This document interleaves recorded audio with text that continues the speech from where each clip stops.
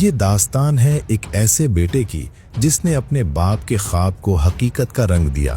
یہ کہانی ہے سلطنت عثمانیہ کے دوسرے حکمران اور خان غازی کی۔ اگر عثمان غازی اس سلطنت کی جڑ روٹ تھے تو اور خان غازی اس کا تنا بنے جس نے اس درخت کو آسمان کی بلندیوں تک پہنچایا۔ وہ تاریخ کا پہلا عثمانی تھا جس نے اپنے نام کے ساتھ سلطان کا لفظ لکھوایا۔ منظر ہے بورسا کے قریب ایک خیمے کا۔ عثمان غازی بستر مرگ پر ہیں، ان کی سانسیں اکھڑ رہی ہیں۔ ان کی آخری خواہش ہے کہ وہ مرنے سے پہلے بورسا شہر کو فتح ہوتا دیکھ لیں۔ بورسا ایک بہت مضبوط قلعہ تھا جسے فتح کرنا ناممکن سمجھا جاتا تھا۔ عثمانی فوج کئی سالوں سے اس کا محاصرہ کیے ہوئے تھی۔ اچانک خیمے کا پردہ اٹھتا ہے اور ایک دھول میں اٹا ہوا نوجوان اندر داخل ہوتا ہے۔ یہ اور خان ہے۔ اس کے چہرے پر تھکاوٹ نہیں بلکہ فتح کی چمک ہے۔ وہ اپنے باپ کے قریب جھکتا ہے اور کہتا ہے، بابا آنکھیں کھولیں، بورسا اب ہمارا ہے۔ قلعے پر اسلام کا پرچم لہرا رہا ہے۔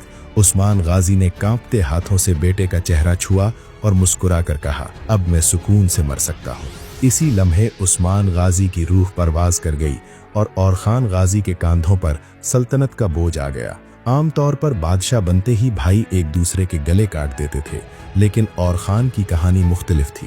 سلطان بننے کے بعد اور خان نے اپنے بڑے بھائی علاؤالدین کو بلایا اور کہا، بھائی آپ مجھ سے بڑے ہیں، یہ تخت اور یہ سلطنت آپ کی ہے۔ علاؤالدین ایک درویش صفت انسان تھے۔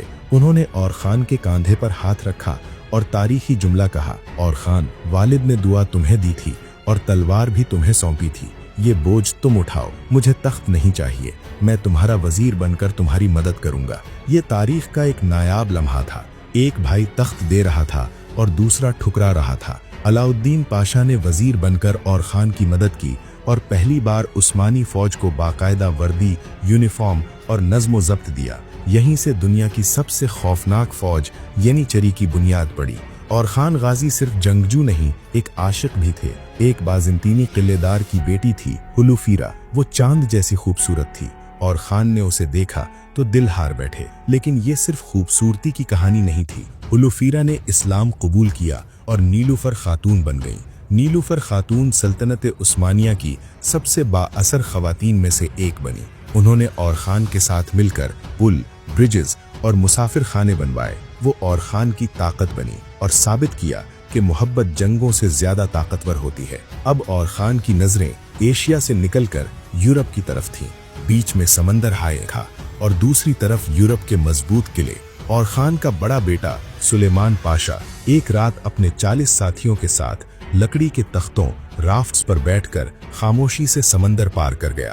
انہوں نے یورپ کے ساحل پر ایک چھوٹے سے قلعے ٹزمپے پر قبضہ کر لیا، لیکن قدرت اور خان کے ساتھ تھی۔ ایک رات شدید زلزلہ آیا، گلی پولی کے بڑے بڑے بازنطینی قلعوں کی دیواریں گر گئیں، عیسائی سپاہی ڈر کر بھاگ گئے۔ سلیمان پاشا نے اسے اللہ کی مدد سمجھا اور فوراً اپنی فوج کے ساتھ ان قلعوں میں داخل ہو گئے۔ یہ تاریخ کا وہ موڑ تھا جب ترک پہلی بار یورپ میں داخل ہوئے اور پھر کبھی واپس نہیں گئے۔ سلطنت عروج پر تھی، لیکن اور خان کے دل پر ایک ایسا زخم لگا جو موت تک نہ بھر سکا۔ ان کا سب سے پیارا اور بہادر بیٹا سلیمان پاشا، جو یورپ کا فاتح تھا، ایک دن شکار کھیلتے ہوئے گھوڑے سے گر گیا۔ یہ چوٹ جان لیوا ثابت ہوئی۔ وہ بیٹا جسے اور خان اپنا جانشین، اگلا سلطان دیکھ رہے تھے، ان کی زندگی میں ہی دنیا سے چلا گیا۔ اس غم نے اور خان غازی کو توڑ کر رکھ دیا۔ وہ اکثر سمندر کے کنارے بیٹھ کر اس پار دیکھتے جہاں ان کا بیٹا دفن تھا۔ یہ ایک فاتح سلطان کا نہیں، ایک ٹوٹے ہوئے باپ کا چہرہ تھا۔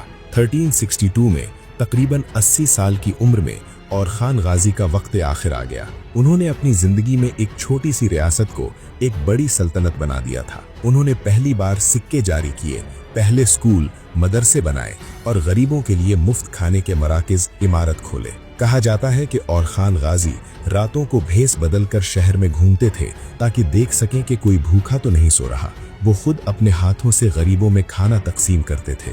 جب ان کا انتقال ہوا تو انہوں نے وصیت کی کہ انہیں بورسا میں اپنے باپ عثمان غازی کے پاس نہیں بلکہ ایک الگ مقام پر دفن کیا جائے۔ شاید وہ اپنے باپ کے سامنے شرمندہ تھے کہ وہ سلطنت کو اتنا نہیں پھیلا سکے جتنا وہ چاہتے تھے، حالانکہ انہوں نے اسے 3 گنا بڑا کر دیا تھا۔